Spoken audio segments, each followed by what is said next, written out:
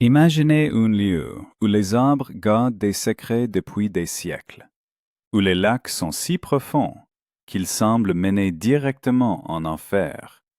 Un lieu où même les forestiers expérimentés préfèrent ne pas rester après le coucher du soleil. Bienvenue dans la nature sauvage d'Allagash. Maine, 92 miles de nature vierge, où en 1976 s'est produit quelque chose qui a changé à jamais la perception de la réalité de 4 jeunes hommes. Ou 1976. 4 étudiants du Massachusetts College of Art se préparent pour une aventure de 2 semaines au cœur du Maine septentrional. Les frères jumeaux Jack et Jim Weiner, leurs amis Chuck Rack et Charlie Fultz, tous jeunes, pleins d'enthousiasme et ne se doutant pas qu'ils s'embarquent dans un voyage qui deviendrait leur pire cauchemar. Allagash n'est pas juste une région sauvage. C'est un lieu où les Amérindiens de la tribu Penobscot ont raconté pendant des siècles des légendes sur d'étranges lumières dans le ciel et des créatures qui viennent dans l'obscurité. Ici, au milieu de forêts infinies et de lacs cristallins, même des chasseurs expérimentés trouvent parfois des camps abandonnés sans raison apparente, avec de la nourriture laissée intacte sur les tables. Le 17 août, un petit avion amène les 4 amis au lac Telos. Ils prévoient de descendre le système aquatique d'Allagash en canoë, campant sous tente le long des rives. Leur itinéraire les mènera à travers le lac Chamberlain, puis le lac Eagle, lac de l'Aigle, l'un des plus beaux et des plus isolés endroits du Maine. Le premier jour se passe comme dans un conte de fées. Les 4 amis profitent de la pêche, rient autour du feu de camp, font des croquis des paysages époustouflants. Mais dès le deuxième soir, quelque chose commence à mal tourner. Le 18 août, quand le soleil se couche derrière les pins majestueux, Jim Weiner est le premier à le remarquer. Un objet brillant et étrange dans le ciel, si éblouissant qu'il ressemble à un petit soleil suspendu au-dessus de la forêt. L'objet apparaît pendant environ 30 secondes, pulse d'une lumière extraterrestre, puis disparaît si soudainement comme s'il n'avait jamais été là. « Les gars, vous avez vu ça ?» demande Jim, mais ses amis rangent déjà leur matériel de pêche et se préparent à dormir. Ils l'attribuent à un avion ou peut-être à des exercices militaires. Après tout, c'est 1976, la guerre froide bat son plein, et l'activité militaire dans le ciel n'est pas rare. Mais au fond, chacun d'eux sent que quelque chose ne va pas.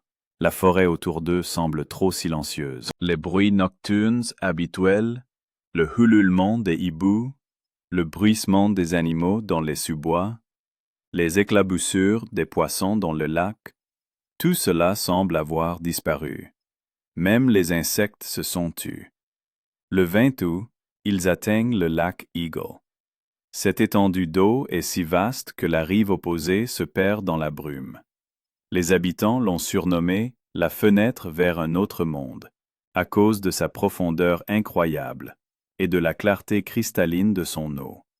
Par une journée claire, on peut regarder dans l'eau et voir le fond à 30 pieds de profondeur, comme si on regardait dans une autre dimension. Les 4 amis établissent leur camp sur la rive du lac, non loin de l'endroit où Henry David Thoreau lui-même s'était arrêté lors de son voyage en 1857.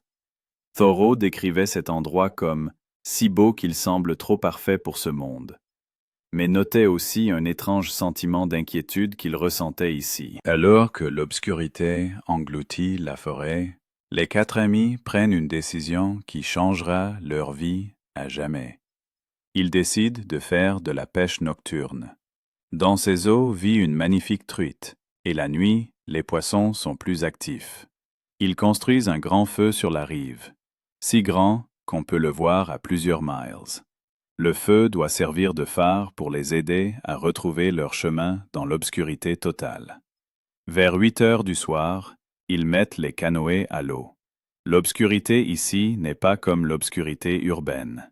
C'est une ténèbre absolue, primitive, telle que nos ancêtres la connaissaient il y a des milliers d'années. Pas de réverbères, d'enseignes au néon, de lumière des fenêtres des maisons. Seulement les étoiles et leurs reflets dans l'eau noire du lac. Ils pagaient pendant environ 20 minutes, lentement et silencieusement, essayant de ne pas effrayer les poissons. Chuck Rack est assis à la proue du canoë et le remarque en premier.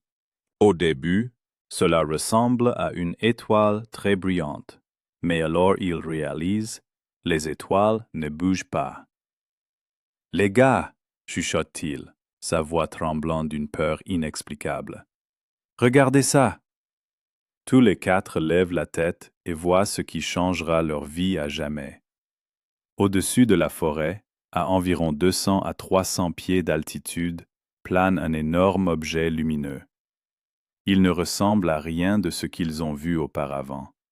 Ce n'est pas un avion, pas un hélicoptère, pas un ballon. C'est quelque chose de complètement différent. L'objet a une forme ovale et émet une lumière douce et pulsante qui scintille de toutes les couleurs de l'arc-en-ciel. Charlie Foltz comparera plus tard ce spectacle à de la sauce chili bouillonnante, des vagues de couleurs s'écoulant lentement sur la surface de l'objet, créant un effet hypnotisant. Les quatre amis dans le canoë se figent, ne sachant que faire. L'objet plane dans l'air en silence complet. Pas de bruit de moteur, pas de sifflement du vent. Seulement un silence sinistre qui presse sur les tympans. Charlie, toujours le plus courageux des quatre, décide d'essayer d'établir un contact. Il dirige sa lampe de poche vers l'objet et commence à envoyer des signaux en morse, SOS. 3 courts, 3 longs, 3 courts. Le signal universel de détresse. Ce qui se passe ensuite dépasse les cauchemars les plus fous. L'objet semble répondre à leur signal. De sa partie inférieure jaillit un cône de lumière aveuglant, si puissant qu'il transforme la nuit en jour. Le rayon est dirigé directement sur leur canoë. « Pagayez !» crie Jack Weiner. « Pagayez de toutes vos forces !» Tous les quatre commencent à pagayer désespérément vers le rivage, mais le rayon les suit. Où qu'ils dirigent le canoë, le cône lumineux les poursuit impitoyablement. L'eau autour d'eux commence à briller d'une lumière phosphorescente, et l'air se remplit d'un bourdonnement étrange qu'ils sentent non pas avec leurs oreilles, mais avec tout leur corps. Jim Weiner décrira plus tard cette sensation comme si une main invisible géante serrait lentement votre âme. La peur qu'ils éprouvent ne ressemble pas à la peur humaine ordinaire. C'est quelque chose de plus profond, de primitif, une terreur ancrée dans les ondes les plus anciennes du cerveau humain. Et puis, rien. La prochaine chose dont ils se souviennent, ils se tiennent sur la rive du lac près de leur canoë. La lune pend toujours dans le ciel, les étoiles sont les mêmes, mais quelque chose ne va pas. Le feu qu'ils avaient allumé avant de partir pêcher, ce feu énorme qui aurait dû brûler pendant des heures, n'est maintenant que des braises rougeoyantes. « Combien de temps avons-nous été là-bas » demande Chuck, sa voix sonnant étrangement, comme s'il venait de se réveiller. Personne ne peut répondre. Selon leurs sensations, ils n'ont été sur l'eau que 20 minutes. Mais le feu dit le contraire. Pour qu'un si grand feu se consume jusqu'aux braises, il faut au moins 2 à 3 heures. Tous les quatre se sentent étrangement désorientés. Ils ont mal à la tête, un goût métallique dans la bouche, et leurs yeux scintillent, comme s'ils avaient regardé une lumière vive trop longtemps. Mais le plus étrange, ils ne peuvent pas se rappeler comment ils sont arrivés au rivage. Le dernier souvenir, c'est le rayon de lumière dirigé sur eux, puis le vide. Ils vérifient leur équipement. Tout est là, canne à pêche, matériel, sac à dos. Mais il y a un détail étrange. Leurs vêtements sont humides, bien que la nuit soit sèche et qu'il n'y ait aucun signe de pluie. De plus, Jack Weiner découvre des taches étranges sur sa chemise, comme si on avait renversé quelque chose sur le tissu qui brille dans l'obscurité d'une faible lumière verdâtre. Ils essaient d'expliquer rationnellement ce qui s'est passé. Peut-être était-ce un avion militaire, un nouveau type d'hélicoptère, des tests secrets? Mais il n'y a pas d'explication pour ce qu'ils ont vu. Et certainement aucune explication pour leurs heures perdues. Cette nuit-là, aucun d'eux ne peut dormir. Ils s'assoient près du feu mourant et discutent de l'incident encore et encore, essayant de trouver une explication logique. Mais plus ils y pensent, plus tout cela semble irréel. Le lendemain matin, Ils prennent la décision de ne parler à personne de ce qui s'est passé. Qui croirait une telle histoire? 4 étudiants de collège ont vu un ovni, on se moquerait d'eux, ou, pire encore, on penserait qu'ils ont pris de la drogue. Ils terminent leur voyage à travers Allagash. Mais la magie de l'aventure a disparu. Ils regardent constamment le ciel, sursautent à chaque bruit. La forêt ne leur semble plus amicale. Dans chaque ombre, dans chaque bruissement de feuilles, ils pressentent une menace. Quand ils rentrent chez eux dans le Massachusetts, les 4 amis essaient de retourner à une vie normale. Ils racontent à leur famille et amis leur voyage, mais omettent les détails de cette nuit au lac de l'Aigle. Ils parlent de beaux paysages, de pêche réussie, de conversations amicales autour du feu de camp. Mais de la lumière dans le ciel, pas un mot. Des jours, des semaines, des mois passent. La vie suit son cours. Jack et Jim Weiner finissent le collège et commencent leur carrière d'artiste. Chuck Rack devient un illustrateur commercial à succès. Charlie Foltz trouve du travail dans une agence de publicité. Mais le souvenir de cette nuit ne les quitte pas. Parfois, au milieu d'une journée ordinaire, l'un d'eux s'arrête soudain et regarde le ciel, comme s'il s'attendait à voir la lumière familière. Parfois, ils s'appellent et parlent de tout, sauf de cette nuit. Mais tous les 4 savent à quoi ils pensent. Les années passent. 1977, 78, 79. Les événements au lac de l'Aigle semblent de plus en plus irréels, comme un rêve qu'ils auraient tous fait simultanément. 1988. 12 ans se sont écoulés depuis les événements d'Allagash. Jim Weiner travaille dans son studio d'art quand quelque chose d'étrange lui arrive. Il tombe sans avertissement, son corps secoué de convulsions. À l'hôpital, les médecins diagnostiquent une épilepsie post-traumatique, mais ne peuvent expliquer sa cause. Mais ce n'est que le début. Après la première crise, Jim commence à avoir d'étranges rêves. Pas des rêves ordinaires, mais des cauchemars si vifs et réalistes qu'il se réveille en sueur froide, ne comprenant pas où est la réalité et où est le rêve. Dans ses rêves, il se voit avec ses 3 amis assis nus sur un banc métallique dans une étrange pièce. Les murs de la pièce émettent une douce lumière blanche, et l'air est rempli d'un bourdonnement à peine audible. Mais le plus terrifiant, ce sont des figures qui bougent dans l'ombre de la pièce. Ces créatures ne ressemblent pas aux humains. Elles sont grandes, environ 7 pieds de haut, avec des têtes disproportionnellement grandes et d'énormes yeux noirs qui occupent la moitié du visage. Leur peau est gris-blanc, presque translucide, et leurs longs doigts fins se terminent par quelque chose ressemblant à des ventouses ou des tentacules. Dans les rêves, Jim ressent une peur paralysante, mais ne peut ni bouger ni crier. Les créatures s'approchent de lui avec des instruments, touchent sa peau, prennent des échantillons. Il sent la douleur, mais ne peut résister. Au début, Jim pense que ce ne sont que des cauchemars causés par l'épilepsie. Mais les rêves deviennent de plus en plus fréquents et détaillés. Il commence à se souvenir des odeurs. Une odeur antiseptique, médicale, mélangée à quelque chose d'organique et de répugnant. Il se souvient des sons.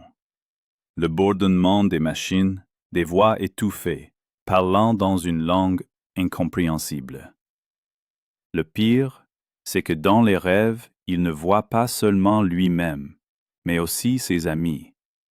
Jack est allongé sur une table voisine, ses yeux grands ouverts d'horreur. Chuck et Charlie sont dans d'autres parties de la pièce, subissant les mêmes procédures. Jack Weiner, le frère jumeau de Jim, vit à 200 miles de lui, dans le Vermont.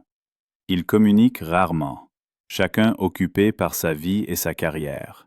Mais à peu près au même moment où Jim commence à avoir des cauchemars, Jack commence aussi à avoir d'étranges rêves.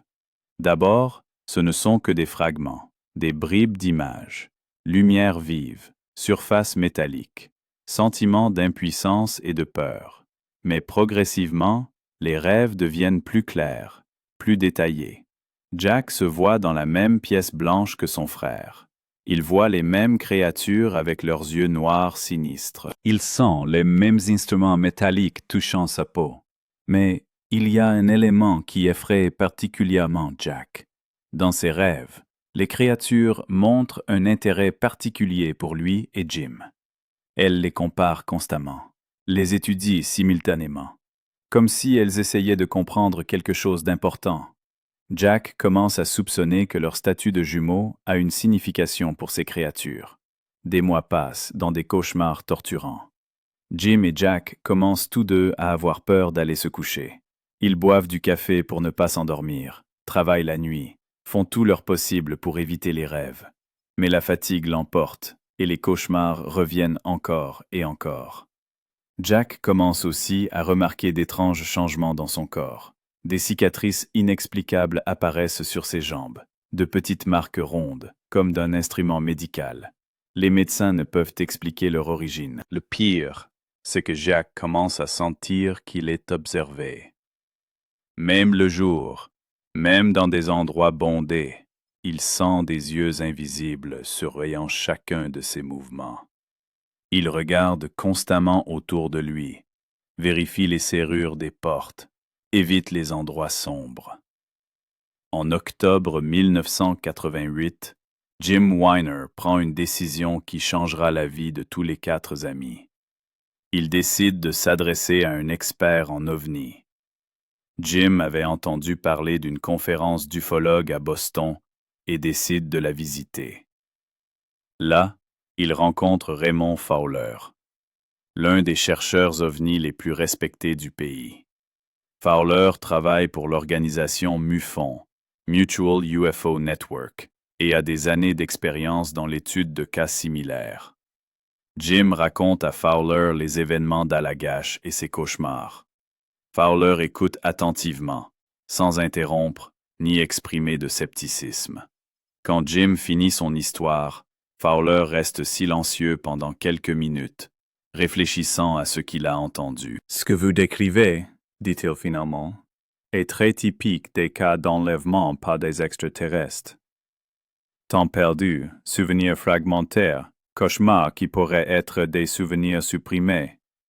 Mais le plus intéressant, c'est que vous avez 3 autres témoins. » Fowler explique que la plupart des cas d'enlèvement n'impliquent qu'une seule personne, ce qui les rend très difficiles à vérifier.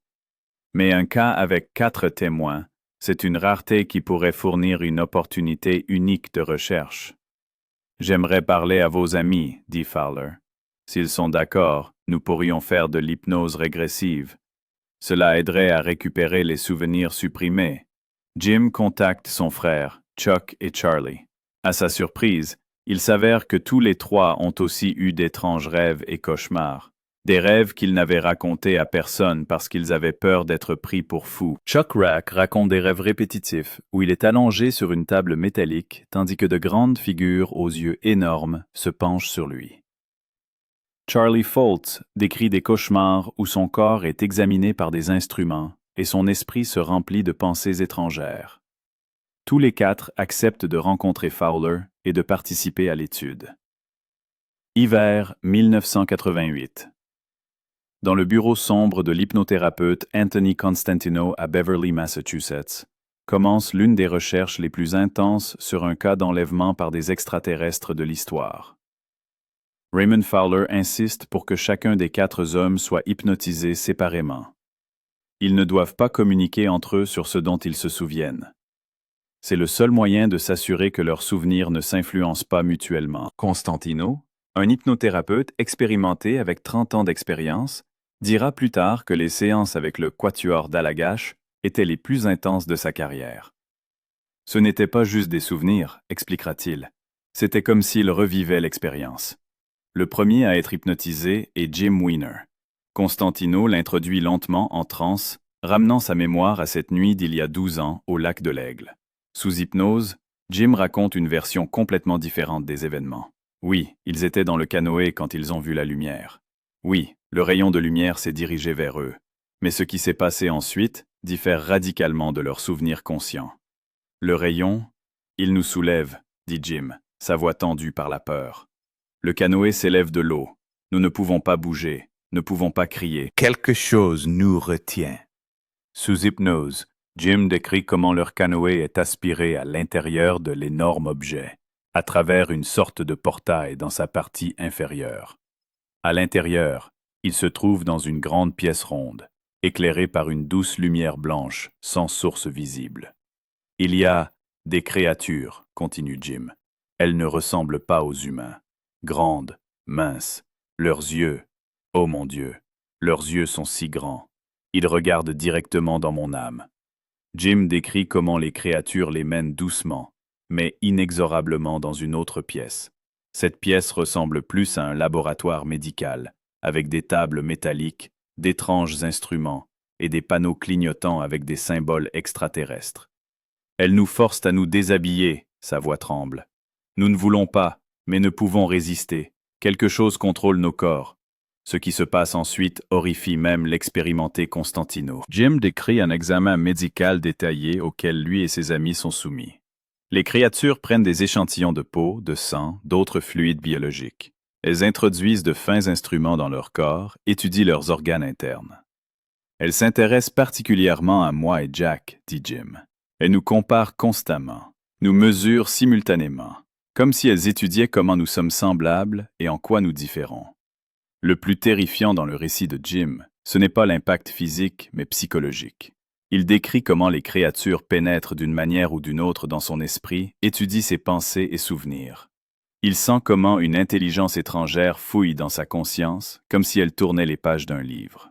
« Elle me parle, chuchote Jim, mais pas avec une voix, directement dans ma tête. Elles disent qu'elles ne feront pas de mal, que c'est nécessaire, que nous comprendrons quand le moment viendra. » La séance dure 3 heures. Quand Constantino fait sortir Jim de l'hypnose, celui-ci pleure et tremble. Les souvenirs qui avaient été enfermés dans son subconscient pendant 12 ans jaillissent maintenant avec toute leur vivacité terrifiante. Au cours des semaines suivantes, Constantino mène des séances séparées avec chacun des 3 hommes restants. Les résultats étonnent même le sceptique Fowler. Jack Weiner sous hypnose raconte une histoire pratiquement identique. Il décrit le même portail, la même pièce, la même créature. Sa description de l'examen médical correspond au récit de son frère dans les moindres détails. Elle s'intéresse beaucoup au fait que nous soyons jumeaux, dit Jack. L'une d'elles, qui semble être le chef, nous étudie constamment ensemble. Elle prend des échantillons de notre sang et les compare, comme si elle n'avait jamais vu de jumeaux auparavant. Jack décrit aussi un contact psychique avec les créatures. Il sent leurs pensées pénétrer dans son esprit, étudier ses souvenirs d'enfance, de son frère, de leur lien gémellaire spécial. Le chef d'entre elles me montre des images, raconte Jack sous hypnose. Je vois d'autres personnes qu'elles ont étudiées. Des centaines, peut-être des milliers de personnes, toutes sur des tables métalliques, toutes subissant les mêmes procédures. Cela se passe partout, dans le monde entier. Chuck Rack sous hypnose se souvient de détails quelque peu différents, mais l'image générale reste la même. Il décrit un sentiment d'impuissance totale, l'impossibilité de résister à la volonté des créatures. Elles prennent quelque chose de mon dos, dit Chuck, son corps se tendant au souvenir de la douleur. Un instrument, courbé et argenté. Elles l'introduisent entre les vertèbres. Je sens qu'on retire quelque chose, mais ne peut comprendre quoi. Chuck se souvient aussi comment les créatures montraient un intérêt particulier pour les jumeaux Weiner. Elles emmènent constamment Jack et Jim dans une pièce séparée. Il y a là des machines que je n'ai jamais vues, des machines qui ne devraient pas exister. Charlie Foltz donne les descriptions les plus détaillées des créatures elles-mêmes. En tant qu'artiste, il remarque des détails que les autres manquent. Leur peau n'est pas tout à fait grise, raconte-t-il. Elle scintille comme de l'huile sur l'eau. Et leurs mains, elles ont 4 doigts, mais très longs. Au bout des doigts, quelque chose comme des ventouses, mais elles peuvent aussi devenir dures comme du métal. Charlie décrit la pièce où il se trouvait comme un lieu qui défie les lois physiques. Les murs semblent vivants. Ils pulsent et changent de forme. Parfois, je vois à travers eux, comme à travers des fenêtres. et je vois des étoiles, mais pas nos étoiles, d'autres constellations. Le plus stupéfiant dans le témoignage de Charlie, sa description du retour. Elle ne nous ramène pas simplement au canoë. Elle nous montre comment elles peuvent contrôler le temps. Je vois notre feu de camp sur la rive brûler, puis ralentir, puis accélérer, comme si elle rembobinait et rejouait le temps comme un enregistrement vidéo. Après l'achèvement des séances d'hypnose, les 4 hommes se rencontrent pour la première fois depuis des mois. L'impact émotionnel des souvenirs récupérés est énorme. Tous les 4 paraissent épuisés, vieillis. Mais Fowler leur demande de faire encore une chose. En tant qu'artistes, ils peuvent dessiner ce dont ils se sont souvenus. Les preuves visuelles pourraient fournir une confirmation supplémentaire de la crédibilité de leur expérience. Au cours des semaines suivantes, chacun d'eux, travaillant séparément, crée une série de dessins. Les résultats sont stupéfiants. Jim Weiner dessine le visage d'une créature avec une précision photographique. D'énormes yeux noirs occupant la moitié de la tête, des ouvertures à peine perceptibles à la place du nez, une fine fente de bouche. Mais le plus terrifiant dans le dessin, c'est l'expression de ses yeux. Il semble à la fois intelligent et complètement étranger, plein d'une connaissance que l'esprit humain ne peut saisir. Jack dessine les mains des créatures, 4 longs doigts, chacun de la taille d'une main humaine. Aux extrémités, des structures qui peuvent être à la fois des ventouses molles et des instruments durs. Jack dessine aussi d'étranges symboles qu'il avait vus sur les panneaux de contrôle dans le vaisseau. Les symboles ne ressemblent à aucune écriture connue. Chuck Rack crée un schéma de la pièce où il se trouvait. Une pièce ronde avec un plafond en forme de dôme. Des tables métalliques disposées sur le périmètre. Des panneaux de contrôle avec des lumières clignotantes. Au centre de la pièce, quelque chose comme un projecteur holographique montrant des images tridimensionnelles de corps humains. Charlie Foltz dessine l'image la plus terrifiante de toutes, la vue du vaisseau de l'intérieur, un espace énorme rempli de cellules ou de chambres. Dans chaque chambre, une table ressemblant à une table d'opération. Et sur beaucoup de tables gisent des figures humaines. Nous n'étions pas seuls, dit Charlie en montrant son dessin. Il y avait d'autres personnes, des dizaines d'autres personnes. Certaines dormaient, certaines avaient l'air vide, comme si leurs âmes n'étaient plus à l'intérieur. Quand on compare les dessins, la similitude est frappante. Bien que chaque artiste ait travaillé séparément, leurs représentations des créatures, des pièces et des instruments sont pratiquement identiques. Une telle coïncidence ne peut être expliquée par le hasard ou la suggestion. Fowler, en tant que chercheur sérieux, comprend que les souvenirs sous hypnose, seuls, ne suffisent pas. Il organise une série de tests pour vérifier la crédibilité des histoires des 4 hommes. Tous les 4 passent un polygraphe, détecteur de mensonges, chez un expert indépendant. Les résultats montrent qu'ils disent la vérité, du moins ce qu'ils croient être la vérité. Les tests psychologiques ne révèlent aucun signe de maladie mentale ou de tendance à fantasmer. Tous les 4 sont décrits comme des personnes mentalement saines et fiables avec une bonne réputation. Fowler mène aussi un examen médical.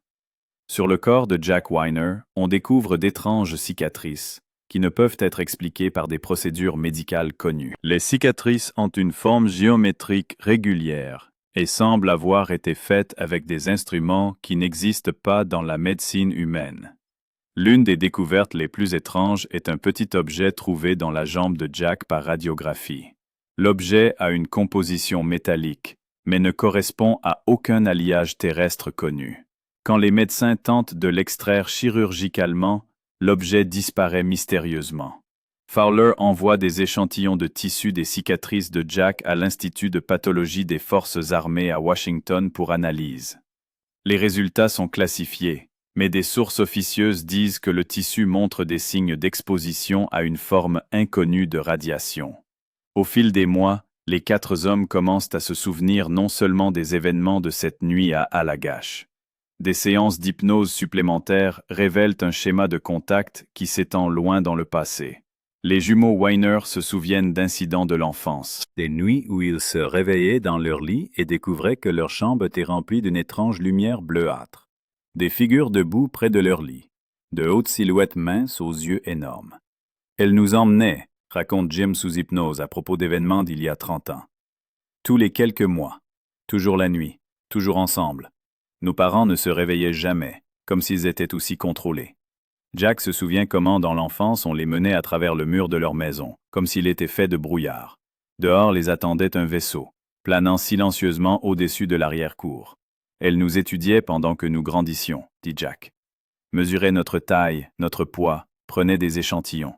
Mais le plus important, elles étudiaient notre lien. Comment les jumeaux pensent de la même façon, ressentent de la même façon. C'était quelque chose d'important pour elles. Encore plus troublant sont les souvenirs d'événements après Allagash. Tous les quatre, comme ils s'avèrent, ont continué à être enlevés pendant de nombreuses années sans s'en rendre compte. Jack se souvient d'un incident de 1988, seulement quelques mois avant qu'il ne s'adresse à Fowler. Lui et sa femme Mary dormaient dans leur maison du Vermont quand ils furent réveillés par une lumière vive pénétrant par les fenêtres de la chambre. Mary ne pouvait pas bouger, raconte Jack. Elle était consciente, mais paralysée. Moi aussi. Nous ne pouvions que regarder comme elle entrait à travers les murs. Dans cet incident, Jack voit pour la première fois ce qui arrive aux gens qui résistaient. Mary essaie de crier, et les créatures touchent son front. Elle perd immédiatement conscience. Elle m'ont dit qu'elle irait bien, qu'elle ne se souviendrait de rien. Et effectivement, le lendemain matin, elle pensait avoir dormi toute la nuit. Vers 1989, l'histoire des 4 hommes d'Allagash devient connue du public. Fowler publie les résultats préliminaires de sa recherche dans des journaux d'ufologie. Les médias reprennent l'histoire. La réaction du public est divisée. Certains perçoivent leur récit comme une preuve de l'existence de vie extraterrestre. D'autres se moquent d'eux comme d'escrocs ou de personnes mentalement malades. L'apparition dans l'émission télévisée Unsolved Mysteries les rend célèbres, mais cette célébrité a son prix. Leurs maisons sont assiégées par des journalistes. Ils reçoivent des lettres de menaces de sceptiques et de fanatiques. Leurs familles souffrent de la tension constante. Chuck Rack est le premier à ne pas supporter la pression. En 1991, il commence à remettre publiquement en question des parties de leur histoire. Il affirme toujours qu'ils ont vu un ovni, mais commence à nier qu'un enlèvement ait eu lieu. Peut-être avons-nous tout inventé, dit-il dans une interview. Peut-être l'hypnose nous a-t-elle fait croire à ceux qui n'étaient pas. Les 3 autres se sont trahis. Ils savent que Chuck ment en niant leur expérience commune. Mais ils comprennent aussi pourquoi il le fait. Vivre avec la vérité sur ce qui s'est passé est incroyablement difficile. Jim Weiner souffre de problèmes de santé progressifs. Son épilepsie s'aggrave. Il éprouve d'étranges symptômes. Des douleurs soudaines aux organes génitaux. Des hallucinations. Le sentiment que son corps ne lui appartient pas. Les médecins ne peuvent trouver une cause physique à ces symptômes. Elles m'ont fait quelque chose, dit Jim à Fowler. Quelque chose qui continue à affecter mon corps et mon esprit. Parfois je sens que je deviens lentement fou.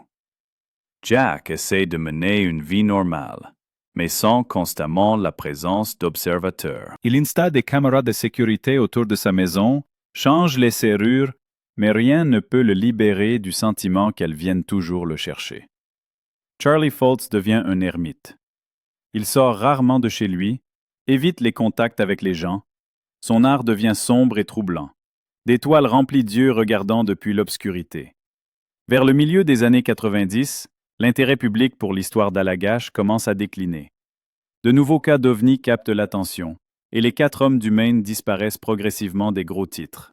Les sceptiques utilisent ce temps pour examiner plus minutieusement leurs affirmations.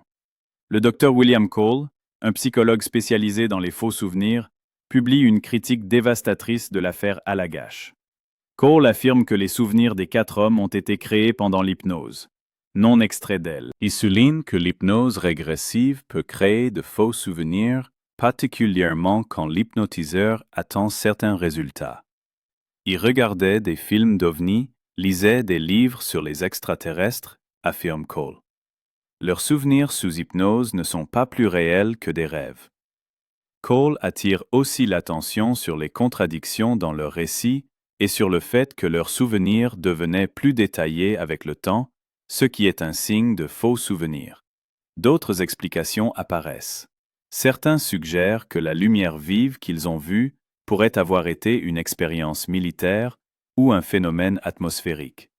Le temps perdu est expliqué par la désorientation ou même la consommation d'alcool ou de drogue. En 1996, 20 ans après les événements, Chuck Rack donne une interview dans laquelle il renie complètement l'histoire d'enlèvement. « Nous l'avons inventé, dit-il. Oui, nous avons vu quelque chose dans le ciel, mais tout le reste, les expériences médicales, les extraterrestres, le vaisseau, tout cela était un mensonge. » Chuck affirme qu'ils espéraient gagner de l'argent avec leur histoire, mais quand cela n'a pas marché, il a décidé de dire la vérité. Il avoue aussi que cette nuit-là, il fumait du hashish, ce qui aurait pu affecter leur perception.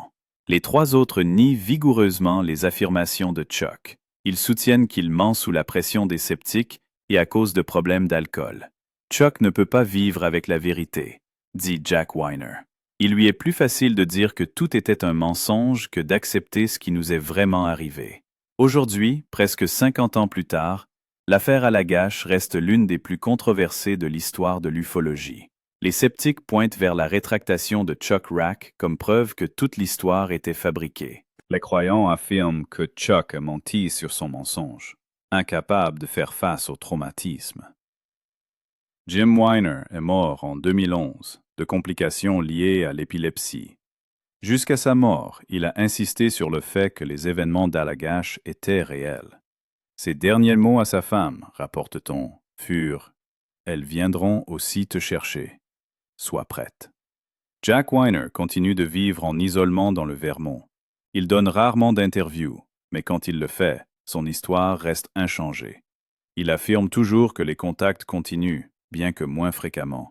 Charlie Foltz a disparu de l'attention publique au début des années 2000. Certains disent qu'il vit sous un autre nom quelque part sur la côte ouest.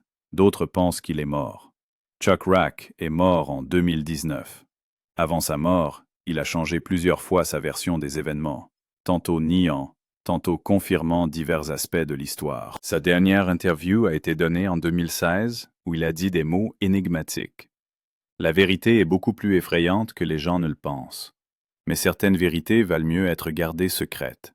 Le lac Eagle dans la nature sauvage d'Allagash continue d'attirer touristes et chercheurs de phénomènes paranormaux. Les guides locaux racontent l'histoire des 4 hommes comme partie du folklore régional, mais s'attardent rarement sur les détails. Les rangers de la nature sauvage d'Allagash rapportent d'étranges observations dans cette zone. Des lumières inexpliquées dans le ciel, des appareils électroniques qui cessent de fonctionner sans raison, et des cas de temps perdu parmi les visiteurs. En 2009, un groupe d'étudiants de collège est parti en randonnée dans la même zone où les événements de 1976 ont eu lieu. Ils sont revenus avec des histoires de rêves étranges et d'heures manquées, mais ont refusé de donner des interviews détaillées. Les chercheurs d'OVNI continuent d'étudier l'affaire Allagash. Les nouvelles technologies ont permis une analyse plus détaillée des dessins et témoignages des 4 hommes. Certains experts affirment avoir trouvé des preuves que les créatures et technologies décrites ne pouvaient être le produit de l'imagination humaine de 1976. Le Dr John Mack, feu professeur de psychiatrie à Harvard Medical School, considérait l'affaire Allagash comme l'un des cas d'enlèvement par des extraterrestres les plus convaincants qu'il ait jamais étudiés. Avant sa mort en 2004, il a dit « Soit 4 hommes ont vécu quelque chose de complètement réel et terrifiant, soit l'esprit humain est capable d'un tel niveau d'hallucination commune qui remet en question la nature même de la réalité. » Que s'est-il vraiment passé cette nuit au lac de l'Aigle? 4 étudiants de collège ont-ils été témoins et victimes d'un contact avec une civilisation extraterrestre? Ou sont-ils devenus l'objet d'une expérience gouvernementale secrète? Ou peut-être leur histoire est-elle le produit d'une hallucination collective, renforcée par des années d'hypnose et de suggestion mutuelle? Les sceptiques pointent vers de nombreux problèmes avec leur récit: l'absence de preuves physiques, les contradictions dans les témoignages, la possibilité de créer de faux souvenirs sous hypnose. Ils affirment qu'à l'ère des caméras de surveillance et des satellites, de tels événements n'auraient pu passer inaperçus. Le croyant réplique que la cohérence des témoignages de 4 hommes, leur réticence à tirer profit financièrement de leur histoire, et leur volonté de se soumettre à tous les tests parlent en faveur de la véracité. Ils pointent vers les preuves physiques, cicatrices, anomalies médicales, objets étranges dans le corps, comme preuve de la réalité de leur expérience. Il y a une troisième possibilité, plus sinistre que les deux précédentes. Et si l'histoire de Allagash n'était que la pointe de l'iceberg? Et si de tels événements se produisaient régulièrement, mais que la plupart des victimes ne récupèrent jamais leurs souvenirs? Et s'il existait dans le monde entier des milliers de personnes qui ont été enlevées, mais ne le savent pas? Raymond Fowler, le chercheur qui a documenté l'affaire Allagash, a étudié des centaines de cas similaires dans sa carrière. Il affirme que les schémas décrits par le quatuor d'Allagash se répètent dans les récits de personnes du monde entier, et personnes qui n'ont jamais entendu parler les unes des autres. Soit il existe un réseau global de trompeurs qui coordonnent leur histoire avec une précision incroyable, dit Fowler. Soit il se passe quelque chose que la science n'est pas encore prête à accepter. Aujourd'hui, la nature sauvage d'Allagash reste l'une des régions les plus belles et préservées d'Amérique. Les touristes viennent ici pour profiter de la pêche, du canoë et du camping, comme l'ont fait les 4 étudiants il y a 48 ans. Mais si vous vous trouvez jamais au lac de l'Aigle par une nuit sombre d'août, si vous voyez une lumière inexpliquée dans le ciel, ou sentez que le temps ne bouge pas correctement, souvenez-vous de l'histoire de Jack et Jim Weiner, Chuck Rack et Charlie Foltz. Souvenez-vous que parfois, en partant à la recherche d'aventures, nous trouvons bien plus que ce que nous cherchions, et que certaines vérités sont si terrifiantes que l'esprit humain préfère les oublier, les cacher dans les recoins les plus profonds du subconscient. 4 amis sont partis dans la nature sauvage d'Allagash pour passer 2 semaines en compagnie l'un de l'autre et de la nature. Ils sont revenus avec des souvenirs qui les hantraient pour le reste de leur vie. Ils ont appris que nous ne sommes pas seuls dans l'univers, et que cette vérité pourrait être la plus terrifiante de toutes. L'histoire d'Allagash est un rappel qu'au-delà de notre compréhension pourrait exister une réalité si étrangère et effrayante que la rencontrer change à jamais une personne. C'est une histoire sur le prix de la connaissance et sur le fait que certains secrets valent mieux rester non découverts. Mais le plus terrifiant dans l'histoire d'Allagash n'est pas qu'elle ait pu se produire. Le plus terrifiant est qu'elle pourrait se produire en ces moments mêmes, quelque part dans l'obscurité, avec des gens qui demain se réveilleront et ne se souviendront de rien d'autre que d'étranges rêves et d'un sentiment inexplicable de temps perdu. Et peut-être, juste peut-être, vous serez les prochains.